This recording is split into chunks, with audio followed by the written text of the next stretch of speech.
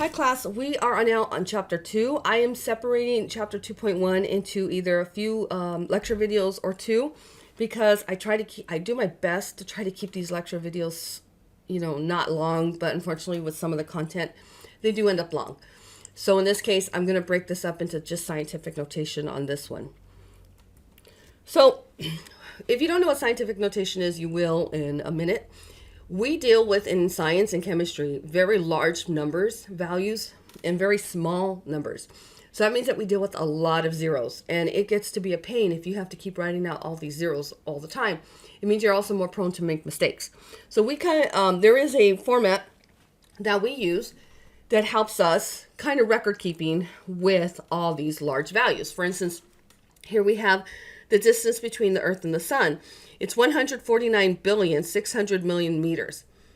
Do you really want to keep writing that? And if somebody tells you that, can you even write that out and understand what's being told to you at that moment? And so we have a way of writing this out, which looks a lot cleaner, less chances of making mistakes. Here is a picture of a worm. This is a hydrothermal worm, and it is a very tiny worm that lives in the deep ocean. And it is a very, very tiny worm. So this page is not in your book, but I have had students that, they take exams and they take quizzes, and the minute they're done, they'll email me, and this happens all the time, this is why I'm bringing it up, that they feel that they got the number wrong and there's a mistake on the exam or the quiz. And I love the confidence that they don't ever think it's them, but here's the problem, 99% of the time, it's them. They fail to understand the placement of where values need to go, and they make a mistake. So their number's off. They know how to do the problem, but they don't know how to place the values in the correct format. And so I'm adding this page because this will help you as we get into more complicated math. If you understand the values and where they are, the placeholders of these values. So you don't really need to worry about these here, but you definitely need to know that this is a ones, this is a tens, this is a hundreds, and this is a thousands. The ones that make more mistakes are on this side. And this is a tenths place. It's 1 after the decimal. Hundreds, 2 after the decimal. 3 after the decimal is a thousands, and this is 10,000ths. So if we look at this number here, this is in the 10,000ths value. Trust me when I tell you that if you can understand these placements here, you will make less mistakes on the math that we will start getting into. If you can catch it, you will not make the mistakes that so many students make. So if we look at these two examples here, we have 2,518 grams. This is in the thousands place. This is in the hundreds place. This is in the tens place. And this is in the ones place. If we look at this one here, this is in the ones place. This is in the tenths place, hundreds, and thousands. These things will hurt you if you don't know the place values when we start dealing with complicated math. So this is not in your book. This is something I've added to try to help students because I see these mistakes all the time. By the way, if you think that you got an answer, the quiz or the exam is wrong and you're right, I have no problem reviewing something, but I always have a rule. And the rule is that I never help any student regarding any problem they feel that there's a mistake on regarding quizzes or exams until once the exam and quiz has been closed for all students and the answers have been published so you can go over it yourself. Only then will I help you. So if you think about emailing me when something's still open, I would suggest you wait. Or you can, and I'll simply tell you have to wait. Okay, so this is scientific notation. This is where we use this format for very large or very small values. We have a coefficient, we have an exponent, and we have a multiplier. Now there are specific rules dealing with scientific notation. The biggest is that for us, we only allow one digit and a decimal point. Only one digit and a decimal point. Everything else will be after the decimal point. This is where this will start coming in. So this number here is between 1 and 9. Why? Because that's one digit. If we use 10, that's 2 digits here, and it's in the incorrect format. I will show you examples of this. We use a multiplier of 10, and we have an exponent. Now, if it is a negative exponent, That means that this value here is on this side of the decimal point. It is a less than 1 number. If this value is positive, it is a value that's on this side. It is not a negative. It's not necessarily, we don't call this a negative number because this is just less than 1. It's not negative. But if this is positive, it means it's more than 1. 1 or greater is what I should say. So let's break down what the multipliers mean. Let's start with 10 to the 0 power. 10 to the 0 power is 1. So basically what this problem is, if this was a 1 here without the negative, it would just be 2.14 times 1. And we're going to go up first. So 10 times 1 is 10. By the way, you can enter any of these in a calculator and it will show you what the answer is. It may show you in this format, not this format. I'll cover calculators at the end of this section. 10 to the second power is 10 times 10. So what you're really doing is multiplying this value, if this was a 2, by 2.14 times 100, which is this value. And 10 to the third power is 10 times 10 times 10, which is 1,000. And that would be 1,000 here. It would be 2.14 times 1,000. Now if we go less than 1, 10 to negative 1 is 1 over 10. So you're multiplying by 0.1 tenth. Sorry, you guys, I'm sick, so I keep trying to pause it so you don't hear me cough. And then we have 10 to the negative to the second power is 1 over 10 times 10. So this is in the hundredths place. And the one that we're dealing with on this page is 10 to the negative 3. That means actually 1 over 1,000. So this is 10 times 10 times 10, and that 1 is over all of this. So this is the value that would be multiplied by this. So let's plug this in with an actual value. So again, if the exponent is positive, it is a number that's 1 or greater. If the value is negative, which you see here, the values are all less than 1. They need to be on the other side, the decimal point. So if you don't do this, you're already wrong. Doesn't matter if the value's right, you're setting it up wrong. So if we look at the first one, remember this is just 1. So it's multiplying by itself, and that's the value. Now here is by 10, and as you're going to see, the value starts getting larger by 1 unit every time another 10 is added. So we start with 5.1, it's now 51. It's now 510, and it's now 5100. So every time a 10 gets added, another unit gets added as well to add this out. When we look at this way, it starts getting smaller going in the other direction. So in this, we start out with, this is multiplied by 0.1. So the answer is 0.51. Now we've added another another 10 here. And that makes this value. See, now the values are getting smaller as 0 is being added, making this value smaller and smaller every time a 10 is added on here, because the 10 is being added to the bottom, to the denominator side. So that gives you an idea about scientific notation. Now, one of the things I want to point out, this here is scientific notation. This is the format. This here, the way that we normally write out numbers, is called standard notation. You definitely need to know the terminology because you may be asked to do one or go to the other one to convert. Okay, so converting from scientific notation to standard notation. First of all, you can do all this on a calculator, and I'll show you how to do that at the end. But you definitely should know how to do this just doing the math, because you can catch yourself making a mistake, and by knowing how to do the math, you can catch it. Calculators are great. But in chemistry, they're not always right. That means they don't always show you the correct values. And if you go strictly off a calculator, your answer will be wrong. So it's good to understand how to do it both ways. So in this case, we have 5.1 times 10 to the third power. So if you spell this out, this is 1,000, okay? And you're not using a calculator here. Take this 3 and move the decimal point. So what you're going to do is you're going to write out 5.1. And you know that there's a decimal point here. You're going to keep adding. Now, you can add zeros yourself if you want to, but what I used to do as a student was just move the decimal 3 places and then add the zeros in after. So I would move 1, 2, 3. And these little loops tell me I need to add a 0 there. And that gives me the number without having to use a calculator. And because it's a positive, I'm moving it to the right. So that lets me know that I can pull a scientific, converting from scientific notation to standard notation. I can go, and we'll work on the other way. You'll see it. But really, if you had to go back, you just simply do it the other way. You just move it. It's not really that big of a deal because you know that the decimal point has to be between the ones and the tenths place. So you could move it back, just counting, and that's going to tell you what number this is going to be. And since this is a positive, there is no negative here.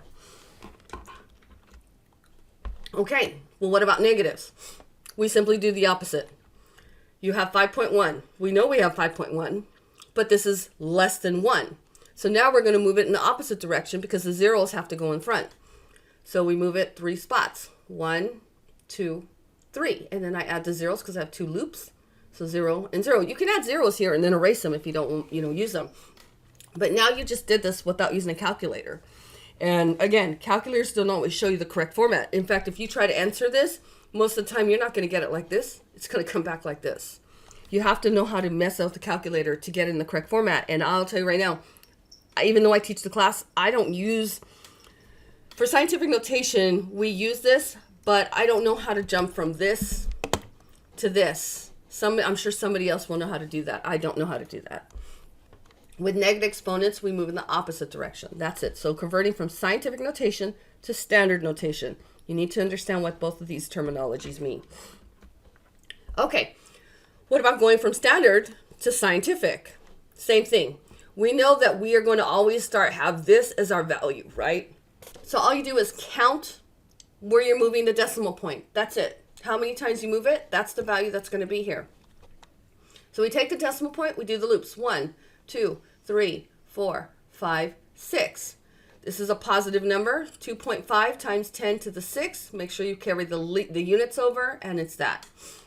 What about a large number like this? Doesn't change the rules. We're using these two numbers right here. So 1, 2, 3, 4, 5, 6, 7, 8, 9, 10, 11. That's where the 11 comes. Bring in the joules.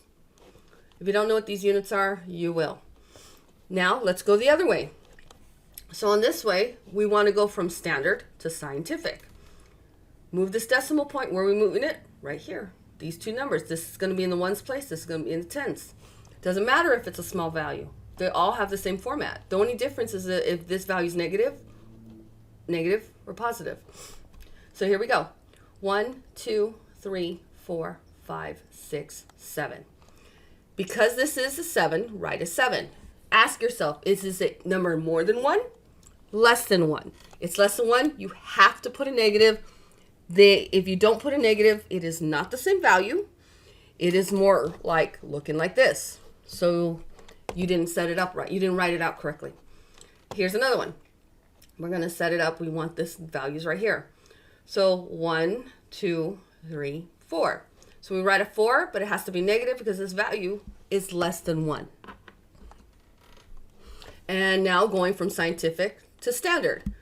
Again, we're going to, how many steps? That's the value that's going to be written. 1, 2, 3, 4, 5.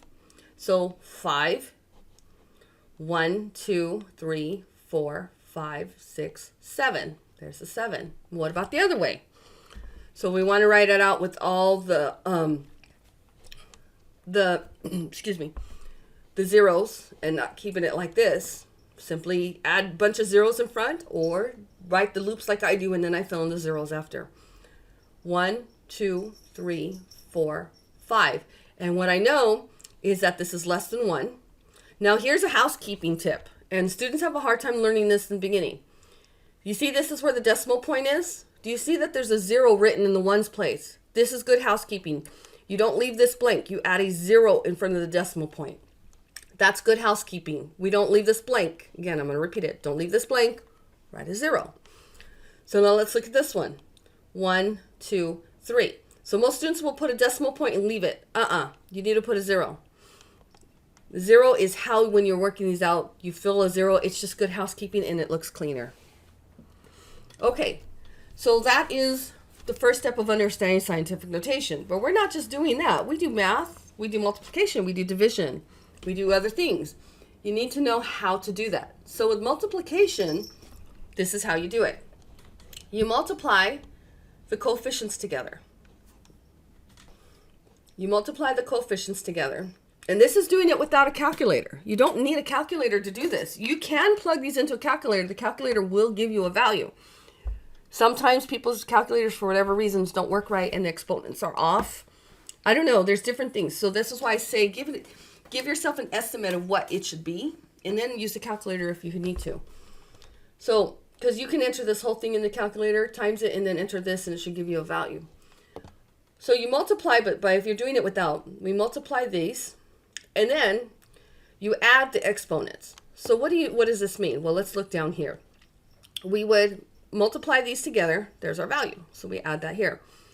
We take the exponents and we add the subscripts. This is called a subscript. It's above. It's above the upper end of the value. That's a subscript. Anything that hangs low is a this is a superscript. Anything that hangs low is a subscript. So you take these superscripts and you simply add them together. So this is 10 to the 6th. So you see 6.2 times 10 to the 6th power. What about division? It's just the opposite. We're subtracting. So in this case, you can still add this. You can still do this problem on your calculator. But what if you didn't have a calculator? And most of these problems, when we start from the beginning, you don't need a calculator. You can do this just normal math. Except for maybe the coefficient parts if you don't want to deal with this. So we take the coefficients and we divide them. So you see that's been divided here. Now we have to take the exponents. So we take 10, but it's 7 minus 3. So it equals 10 to the 4th power. And that's the value that you see here. So right now this isn't and should not be overcomplicated. You just have to remember the rules. One thing about chemistry that students have is that you can't wing it. You can't wing chemistry. You'll find out that you'll fail very quickly. There's a lot of rules. And they are nitpicking rules. I didn't make them up. This is just how they are. You have to understand them, and you have to actively work on this all the time if you want to do well. It's just that way. You cannot let a couple days slide and then expect to be okay unless you are science-oriented or math-oriented. And majority of people, including myself, we're not. I have to work at this. So don't expect to... You can fall behind very easily if you don't take this class serious, is what I'm trying to say. There's a lot of rules. Okay, so now let's say that you added this on you multiplied this on your calculator, and what the calculator gave you is this, and you give me this number. This is incorrect. I hope everybody sees why this is incorrect. The correct format has to have one value in front of the decimal point, and since this is 2 digits here, the second one has to be in the tenths place. So we have to move this. In order to move it, we also have to increase the exponent. So you have to understand that you have to move this over, but you also have to increase the exponent when you do it. And this is straight from your book. Some of these boxes I pulled out. This is another problem, not this one, but you can see the same thing. This is not the correct format. It is wrong. You have to adjust it. And when you adjust it, you have to also adjust the exponent to account for that other value. Okay, so now we get to the calculator. How do you use a calculator? First of all, I don't use Texas Instrument. I'm going to show you mine first. This is the calculator I have always used, even as a student. It costs $10. I buy it mostly at Rite Aid.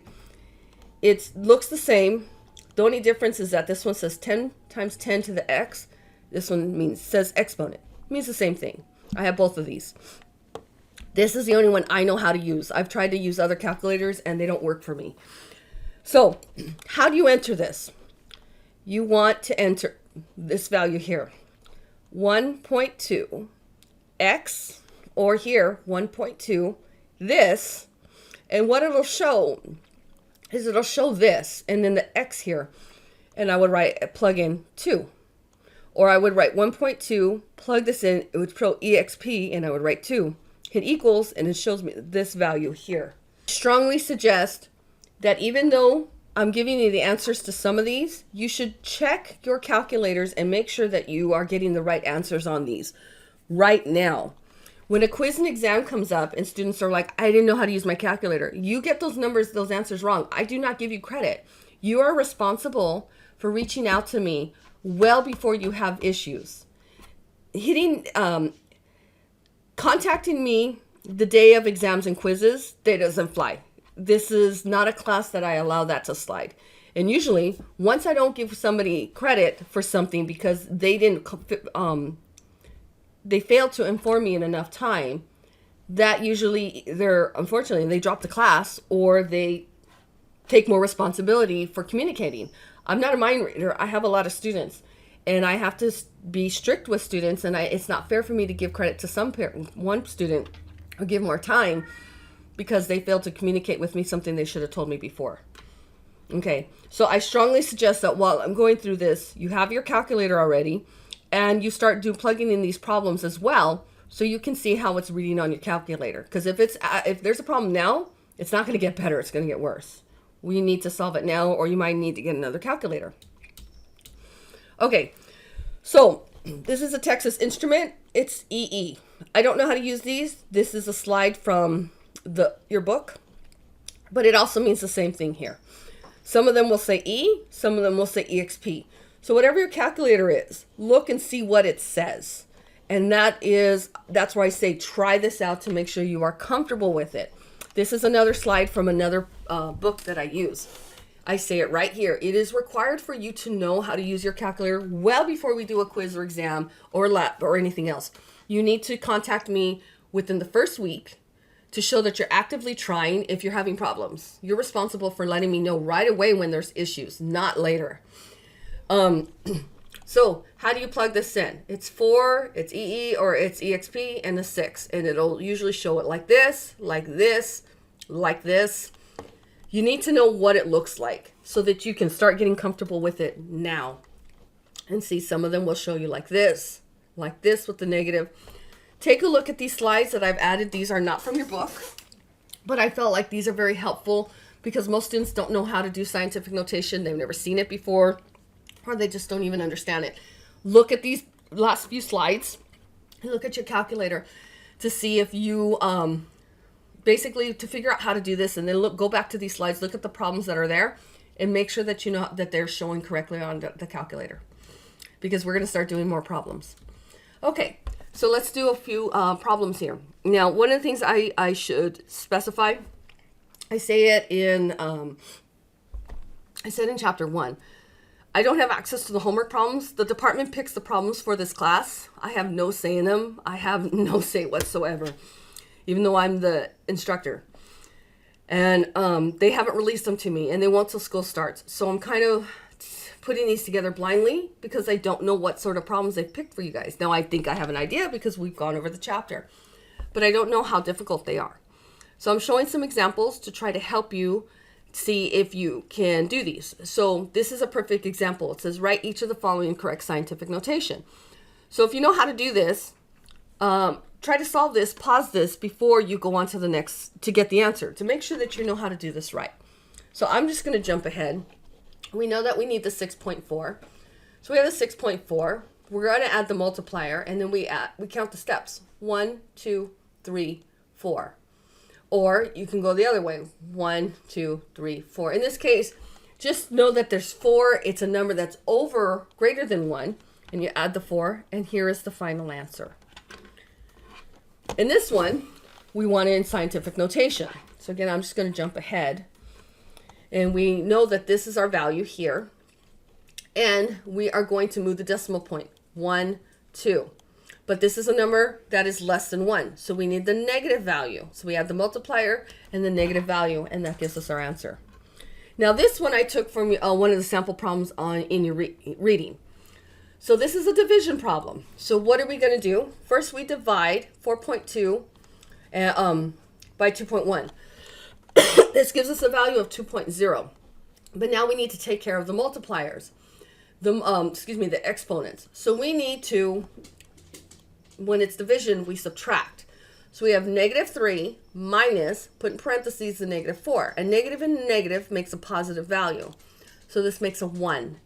So now put it all together. The coefficient, the multiplier, and the exponent. And this is the value that you should get. Now what about multiplication? Multiplication, where in division we subtract the exponents, and multiplication we add them together. So here we multiply these two values, which is what you see here. And then we take the 9 plus 5. It gives us an exponent of 14. Add that to the multiplier, and this is our value here. So hopefully me going over this makes some sense. You should see this as you do your reading, which you are required to do. I do my best to try to cover everything that is in the reading. However, unfortunately, there are things that I just can't highlight, or I would end up with 4-hour lectures. So you are required to do reading. You are required to look at my lectures. There is things in both. Don't ever just go off of one. I might be able to provide you more information in my lecture videos with the reading. I strongly suggest you read